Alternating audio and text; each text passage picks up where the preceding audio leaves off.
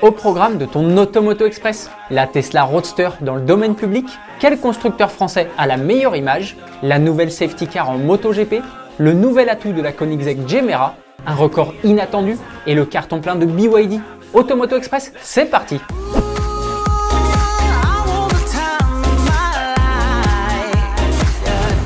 On attaque tout de suite avec Lia Bloch rencontre Michèle Mouton. Audi a organisé une rencontre entre Michèle Mouton, seule femme pilote à avoir remporté un rallye en WRC, et Lia Bloch, future pilote en F1 Academy en 2024 et fille de Ken Bloch. Pour ce rendez-vous intergénérationnel, les deux femmes se sont rencontrées à San Remo, un lieu chargé d'histoire pour Michèle Mouton. C'est ici, en 1981, que la Française a remporté sa toute première victoire avec l'Audi Quattro S1 Groupe B.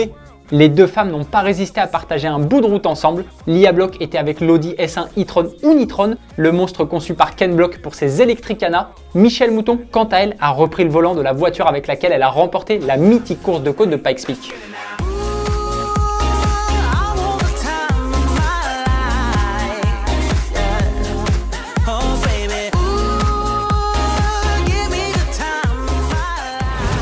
La Tesla Roadster dans le domaine public. Sur X, anciennement Twitter, Elon Musk, le PDG de la marque américaine, a annoncé que tous les documents et schémas de fabrication qui ont servi au développement de la Roadster, la première voiture électrique de Tesla, sont désormais consultables. Avant d'aller plus loin, un petit retour en arrière s'impose. En 2008, Tesla présente donc la Roadster.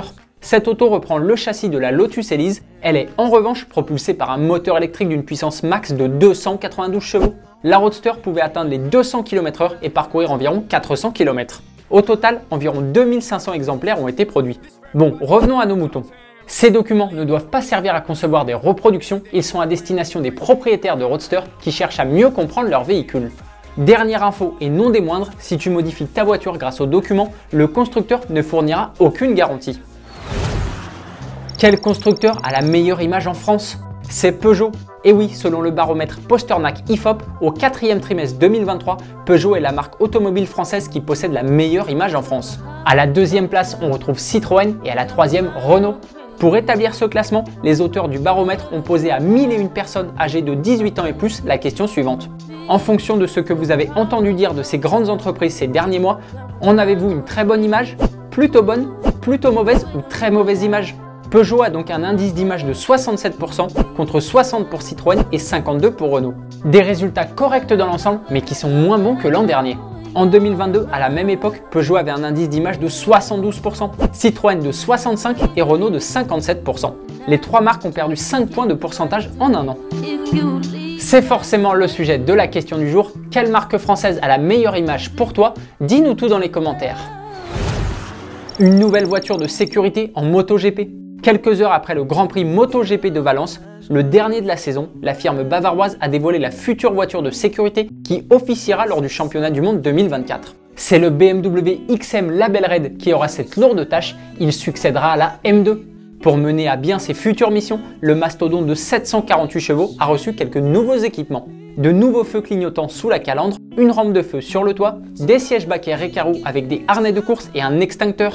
Le BMW XM Label Red fera sa première apparition sur un circuit pour une course de MotoGP lors du Grand Prix du Qatar 2024 début mars. Un coffre de toit pour la Koenigsegg Gemera. Si tu trouves que la Gemera, la première méga car dotée de 4 places assises, n'est pas assez pratique pour voyager, Koenigsegg a la solution. Les ingénieurs de la marque suédoise ont conçu un coffre de toit ultra profilé dans lequel tu peux mettre 4 paires de skis, 4 paires de chaussures et 4 paires de bâtons. Il est si profilé que la traînée aérodynamique de la Gemera n'augmente que de 11%. Seul inconvénient, une fois installée, la vitesse max de la mégacar 4 places est bridée à 300 km/h grâce à des capteurs placés sur les barres de toit.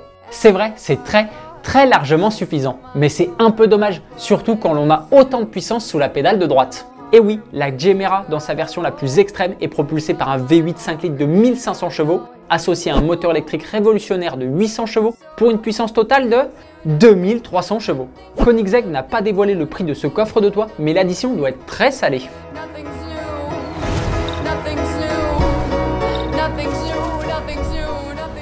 Koenigsegg toujours, un record pour la Jesko. Au volant de la Koenigsegg Jesko, hypercar tout en carbone, le pilote Niklas Lilia a pulvérisé le record du circuit du Gotlandring. Le Gotlandring est un circuit de 7 km 300 situé sur une île suédoise au sud de Stockholm. Pour boucler un tour, le pilote a eu besoin de 2 minutes, 56 secondes et 97 centièmes. C'est quasiment 8 secondes plus vite que l'ancien record, celui de la Porsche 911 GT3 RS préparée par Manthey Racing. Le pire dans cette histoire, c'est qu'à la base, Koenigsegg ne venait pas pour battre un record. La voiture était là pour des opérations marketing. La preuve, elle n'était pas alimentée par de l'E85, mais seulement par du samplon 98.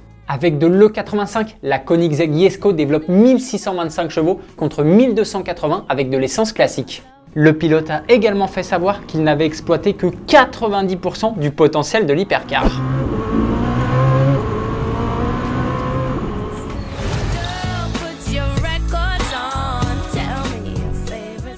BYD cartonne. Le constructeur chinois BYD, acronyme de Build Your Dreams, est la première marque de l'histoire à passer la barre des 6 millions de véhicules électrifiés produites. Ce nombre comprend les voitures hybrides, hybrides rechargeables et 100% électriques.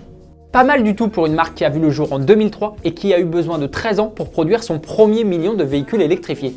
Depuis, le rythme s'est considérablement accéléré. Et oui, il y a seulement 3 mois, ils fêtaient la production de leur 5 millionième véhicule électrifié.